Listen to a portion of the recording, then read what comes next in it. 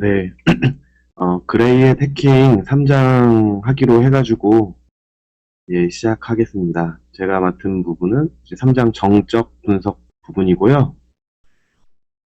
좀 내용을 보니까 아직 좀 실습적인 부분보다는 다 이론적인 부분이라 그냥 읽는 식으로 진행을 하려고 합니다. 우선 첫 번째 내용은 어떻게 보면 또 기초적인 부분인데, 이제 윤리적 리버스 엔지니어링이라고 해가지고 그 부분에 대해서 내용이 나오는데, 뭐 이제 법적 부분인 것 같아요. 그래서 시스템 소유자의 허락을 받지 않고 리버스 엔지니어링 과정을 통해 얻은 보안 관련 정보를 공개하는 것은 금지한다. 어떻게 보면 기본적인 부분이고요. 뭐, 그 다음부터는 뭐, 리버스 엔지니어링 고려사항 부분은, 네, 두 가지로 나뉘는데, 소프트웨어에 취약점이 생기는 다양한 이유와 소프트웨어 문제 발견에 대한 요인에 대해서 설명을 하고 있습니다. 그래서 소프트웨어에 취약점이 생기는 다양한 이유는 뭐 오류 조건을 확인하지 않고 함수 작동 자체를 이제 제대로 이해하지 못하고 만들어지고, 그다음에 잘못된 프로토콜 설계, 그다음에 경계 조건을 제대로 테스트하지 않으면 취약점이 생기게 된다고 설명을 하고 있고요. 경계 조건이라는 부분이 좀 단어가 제가 잘 이해가 안 가서 찾아보니까 함수가 예상하고 있지 않은 값들을 인자로 넘겨주는 것이라고, 예, 나오고 있었습니다. 그래서 제대로 된 이제 함수가 원하는 값을 파라미터 같은 걸 얘기하는 것 같고요. 함수에서 원하는 값이 아닌 다른 값들이 뭐 들어온다던가 문제가 생길 수 있는 값들이 넘어왔을 때 테스트를 하지 않는다라는 걸, 네, 취약점이 생기는 이유 중에 하나로 꼽고 있었습니다. 소프트웨어 문제 발견에 대한 또 요인은 이제 소스 코드에 접근이 가능한지, 그 다음 소스 코드의 양이 너무 많은지, 아니면 뭐 너무 적은지에 관련된 부분이 있고요. 소스 코드 자동화 도구를 사용할 수 있는지, 그 다음에 해당 언어의 전문 지식 수준이 있는가, 언어의 일반적인 문제 영역을 인지하고 있는지, 그 다음에 바이너리에만 접근하고 있는지, 그 다음에 실행 파일을 이행하는데 도움이 되는 도구가 있는지 없는지에 따라 소프트웨어 문제 발견을 할 수 있는지 없는지에 대한 요인을 한 7개 정도 책에서 뽑고 있었습니다. 다음 분은 이제 소스 코드 분석에 관련된 이제 전체적인 부분을 설명을 해줬어요. 그러니까 실습보다는 약간 이론적인 부분 중에 하나인데, 네, 첫 번째 부분에서는 이제 소스 코드 여기는 뭐 감사 도구라고 해석이 돼 있었는데, 감사 도구라고 뭐 여기서 계속 얘기를 하겠습니다. 알려진 도구로는 뭐 ITS4, 레츠, 뭐 플라우 파인더, 스프린트 정도를 얘기를 해줬고, 비슷한 방식으로 동작을 한다고 합니다. 그래서 레츠와 플라우 파인더, 뭐 부르는 명칭이 이게 맞는지 모르겠지만, 예, 그 두 개는 버퍼에 할당된 스택과 무작위가 잘못 적용된 암호 함수의 사용을 알려준다고 설명이 되어 있고요. 특히 레츠는 이제 C 코드뿐만 아니라 펄이나 PHP, 파이썬, 이거 많이 쓰는 이제 언어들이죠. 그런 코드도 스캔을 할 수 있다고 합니다. 마지막으로 이제 스프린트는 이제 시멘틱 검사기는 린트로부터 파생되었고 다른 도구보다 더 많은 중요 정보를 제공하고 있다고 합니다. 사실 여기 나와 있는 도구들을 한 번씩 다 써왔으면 더 좋았을 것 같긴 한데, 시간적으로 뭐 따로 받아서 사용해보지는 못했습니다. 그 다음으로는 이제 소스코드 감사 도구의 유용성 해가지고 관점에 대해서 나오고 있는데, 저희 책이 어떻게 보면 그레이햇이라는 책자잖아요. 그래서 그거에 대한 설명이 있습니다. 화이트햇은 소프트웨어가 더 안전하게 하는데 소스코드 감사 도구 결과를 이용해야 된다. 뭐 어떻게 보면은 방어적인 부분을 설명하고 있는 것 같고, 블랙햇의 관점은 프로그램을 어떻게 악용할 것인가, 뭐 흔히 얘기하는 뭐 해커나 뭐 그런 관점을 얘기하는 것 같아요. 그리고 저희가 지금 읽고 있는 책인 그레이 햇의 관점으로는 실제 취약점을 찾고 감사 결과를 어떻게 이용했는지 이해해야 되고, 이러한 취약점을 심각성을 시연할 수 있는 기술 검증 코드를 개발해야 된다고 나오고 있습니다. 그러니까 그냥 뭐 소스 코드로 뭐 방어를 하고 뭐 악용하는 게 아니고, 여기는 이제 취약점을 딴 데 보여주고, 어떻게 보면은 컨설팅이나 그런 분야에 맞는 게 이제 그레이 같은 것 같습니다.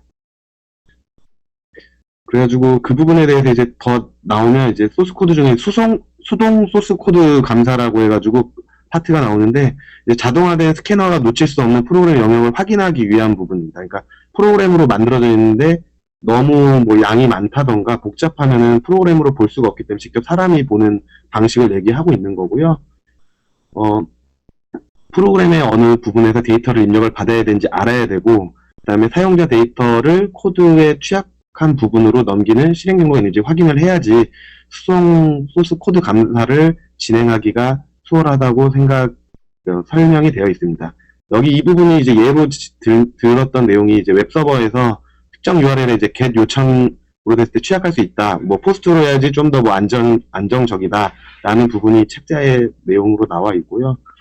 그 중에 이제 또 검사자가 이제 사람이 하다 보니까 어떤 부분을 좀 집중적으로 봐야 되는지에 대해서 10가지 정도가 나와 있습니다. 그래가지고 사용자가 입력하는 데이터의 길이에 대한 추정, 이제 길이가 너무 길어가지고 오버플로우 같은 게 이제 생길 수 있기 때문에 그거에 대해서 추정을 해줘야 되고, 여기 두 번째에서 이제 오버플로우 조건을 검사하는지, 그다음에 사용자 입력 데이터의 내용이나 형식에 대해서 추정하고 있는지, 기대하는 것보다 더 많은 데이터를 사용자가 입력했을 때는 어떻게 대처하는가, 뭐 일반 프로그래밍에서는 트라이 캐치문 같은 걸 이제 적용을 시켜줬는가에 대해서 얘기를 하는 것 같고요.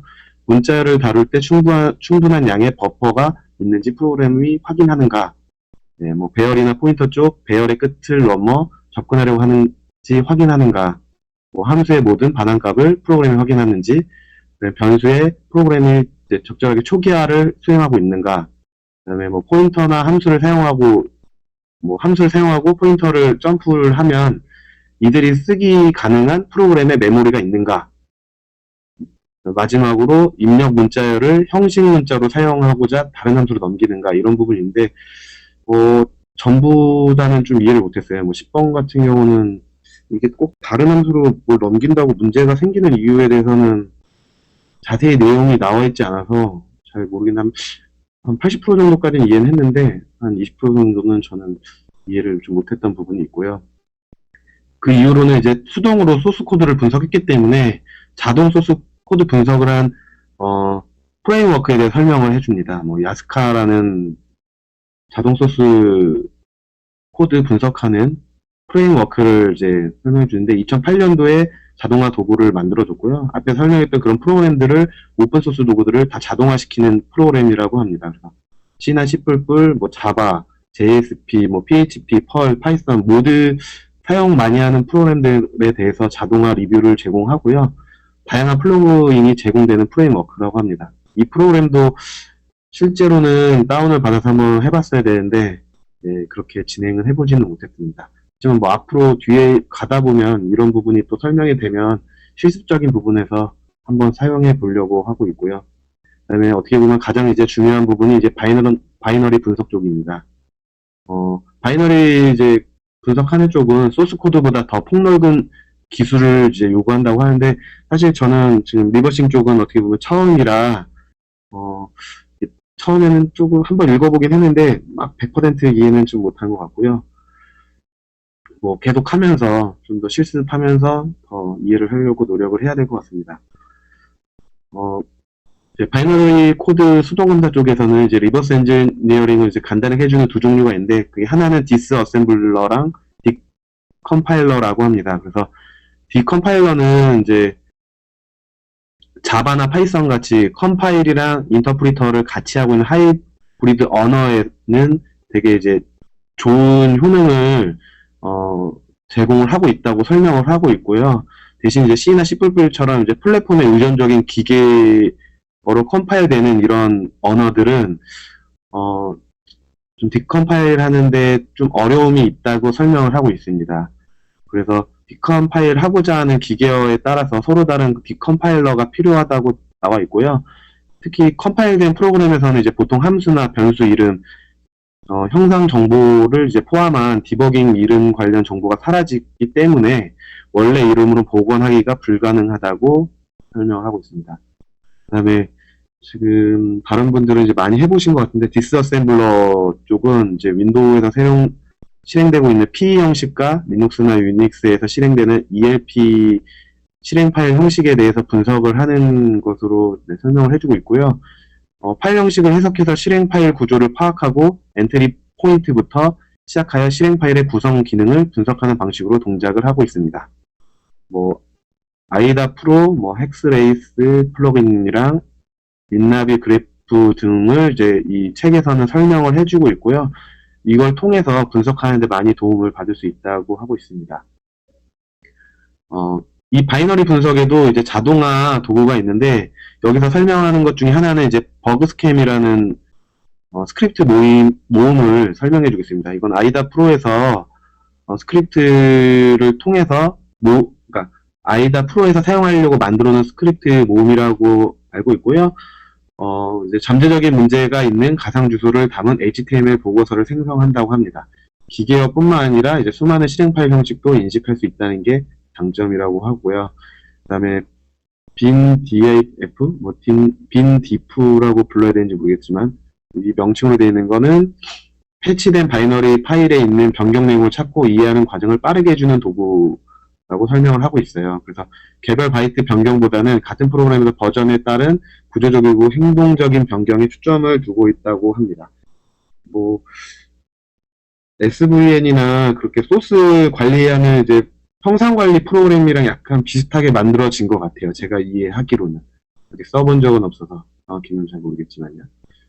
3장은 이 정도로 되어 있고 이제 요약을 하자 보면은 소스 코드 분석하는데 가장 이제 알려진 기술을 살펴보았고요. 3장에서는 어떻게 보면 이제 초기 단계죠. 그래서 C 코드형 오픈 소스 도구는 아이다 프로, 헥스레이, 딥컴파일러를 이용한 자바, 바이너리용 디컴파일러, 성능이 뛰어난 이제 바로 방금 전에 얘기했던 버그 스캔 등이 있다는 걸 이제 다양한 종류에 대해서 설명을 해줬고 아이다 프로에 대해서는 이제 다음 장인 4장에서 조금 더 디테일하게 확인을 할 수 있을 것 같습니다.